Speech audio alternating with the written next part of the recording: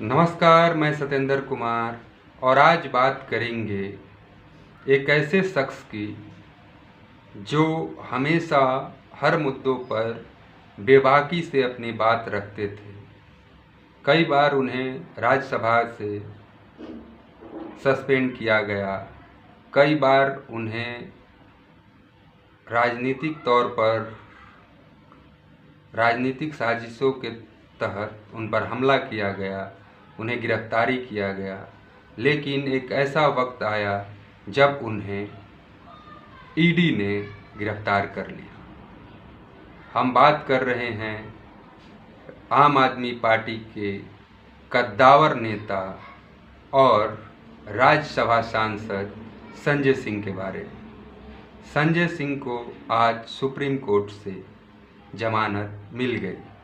अब वो बाहर आ जाएंगे और जो आम आदमी पार्टी की जो स्थिति, जो 4 कद्दावर नेता थे, उन्हें जेल में जाने के कारण थोड़ी दयनीय हो गई थी, उसमें फिर से जान आएगा और आम आदमी के जितने कार्यकर्ता हैं उनमें एक जोश आएगा और वो अपनी राजनीतिक लड़ाई फिर पहले जैसा लड़ने के लिए तैयार हो गए।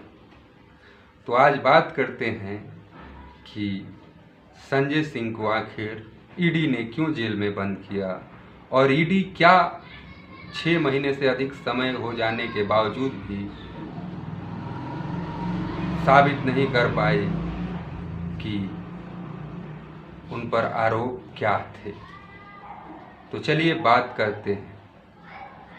सुप्रीम कोर्ट में justice Sanjiv Khanna, justice Dipankar Datta, justice PV Varale की बेंच ने आज ही सुनवाई के दौरान बड़ा फैसला सुनाया। बेंच ने संजय सिंह को ईडी मनी लॉन्ड्रिंग मामले में जमानत पर रिहा करने को ईडी को आदेश दिया। सुप्रीम कोर्ट ने कहा कि हम अपील स्वीकार करते हैं और संजय सिंह को जमानत पर रिहा करने का निर्देश देते। संजय सिंह को दिल्ली के कथित शराब घोटाले से जुड़े मनी लॉन्ड्रिंग मामले में जमानत मिल गई है। वे पिछले 6 माह से तिहाड़ जेल में बंद थे। ईडी ने भी कहा उन्हें जमानत पर रिहा कर दिया जाए, क्योंकि ईडी के पास 6 महीने से अधिक समय गुजर जाने के बाद भी वो मनी ट्रेल को साबित नहीं कर पाई। इसलिए आज उसने माननीय न्यायालय में विरोध नहीं किया। क्या किसी भी नेता को इस आधार पर जो सरकारी एजेंसियां हैं, ईडी है, सीबीआई है, इनकम टैक्स है, सालों साल जेल में बंद करके उसकी राजनीतिक भविष्य को ख़त्म कर देगी? ये कैसा वातावरण हमारे समाज में आज चल रहा है, इस पर विचार करने की बात है। एक ऐसी पार्टी जो दिल्ली जैसे राजधानी में जहाँ स्कूल की बात करती है, जहाँ शिक्षा की बात करती है, जहाँ बिजली की बात करती है, जहाँ पानी की बात करती है और सब कुछ देती है, और वैसे पार्टी को जो मौजूदा एजेंसियां हैं उसके 4 नेता को एक ही मामले में जेल में डाल देते हैं, भ्रष्टाचार के मामले में। और जो इलेक्टोरल बॉन्ड के मामले आप देख रहे हैं कि जिस कंपनियों की औकात करोड़ों की नहीं है, वो अरबों खरबों में चंदा दे रही है और छापे मारने के बाद चंदा दे रही है। उस पर आपने देखा है कि कहीं ईडी के जो एक भी अधिकारी हैं उन कंपनियों के यहाँ छापे मार रहे हों? कि आपने इतना इनकम ही नहीं है तो आपने इतना कैसे चंदा दे दिया? आप कहीं नहीं देखें। तो ये राजनीति की देख ही रहे हैं कि क्या स्थिति हिंदुस्तान में हो गई है और हिंदुस्तान की जो सरकारी मशीनरी है वो किस तरह काम कर रही है। तो संजय सिंह के बारे में जब जस्टिस संजीव खन्ना की अध्यक्षता वाली 3 जजों की बेंच ने अपना फैसला सुनाया, तब संजय सिंह को ईडी ने 6 अक्टूबर 2023 को ही गिरफ्तार किया था, जो 6.5 महीने होने वाले हैं। और इतने दिनों में ईडी ने कोई ऐसा सबूत नहीं दिया जिससे ये मालूम हो कि इन्होंने वो भ्रष्टाचार में इनकी संलिप्तता थी। संजय सिंह के वकील ने सुप्रीम कोर्ट में दलील दी कि हमारे मौकिल 6.5 महीने से ज़्यादा समय से न्यायिक हिरासत में, अब तक मनी ट्रेल साबित नहीं हो पाया, जेल में रखने का कोई कारण नहीं। इस दौरान ईडी के वकील ने जमानत का विरोध नहीं किया। क्यों नहीं किया? क्योंकि उसके पास कोई आज तक सबूत नहीं मिला। ये कैसे अधिकारी हैं कि किसी भी राजनीतिक पार्टी के नेता या आम नेता या कोई बिजनेसमैन या कोई सामाजिक कार्यकर्ता जो सरकार के विरोध आवाज उठा रहा है, उसको सालों साल जेल में बंद कर देते हैं और उस जमानत के लिए दर दर की ठोकरें खाता है। उसकी सारी लाइफ बर्बाद हो जाती है। अपने फादर टिम स्वामी का नाम सुना होगा, जो 90 साल के उम्र में जमानत नहीं मिलने के कारण वो जेल में ही मर गए। तो ये बहुत सारे लोग हैं आज भी जेल में जमानत के लिए इंतज़ार कर रहे हैं।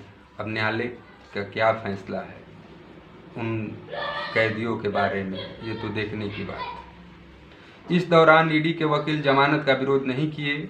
इस पर सुप्रीम कोर्ट ने कहा, हम अपील स्वीकार करते हैं और संजय सिंह को जमानत पर रिहा करने का आदेश देते हैं।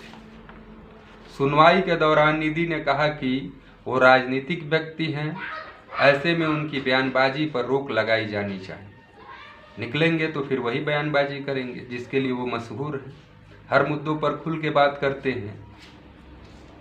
लेकिन कोर्ट ने कहा, हालांकि कोर्ट ने कहा हम ऐसा नहीं कर सकते हैं। सुप्रीम कोर्ट ने कहा कि संजय सिंह अपनी राजनीतिक गतिविधियां जारी रख सकते हैं, वो चुनाव प्रचार कर सकते हैं, वो जो भी एक राजनेता के कार्य हैं वो कर सकते हैं। हालांकि जो ट्रायल कोर्ट है वो उन पर कोई कंडीशन लगा सकता है, ये ट्रायल कोर्ट की बात है। ईडी की तरफ से पेश अतिरिक्त सॉलिसिटर जनरल एसबी राजू ने कहा, मेरे पास बहस योग्य मामले हैं, लेकिन हम गुण दोष पर जाए बिना रियायत दे सकते हैं। तो ये था संजय सिंह के मामले के बारे में। सोचिए, किसी नेता को, किसी मुख्यमंत्री को बिना मामले की साबित किए या कोई पुख्ता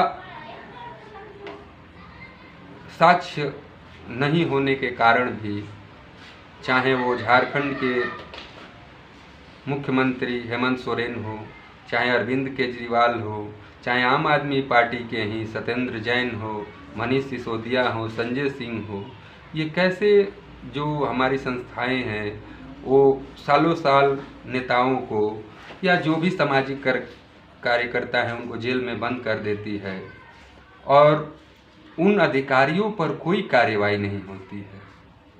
सोचिए, उन पर भी कार्रवाई होनी चाहिए कि नहीं होनी चाहिए? आपको क्या लगता है कि कोई अधिकारी किसी को शक के बिना पर इतने दिन तक गिरफ्तार करके जेल में डाल दे, उसके राजनीतिक भविष्य खराब कर दे, उसकी लाइफ चौपट कर दे, उसको बदनाम कर दे, तो वैसे अधिकारियों पर भी कार्रवाई करने की ज़रूरत है।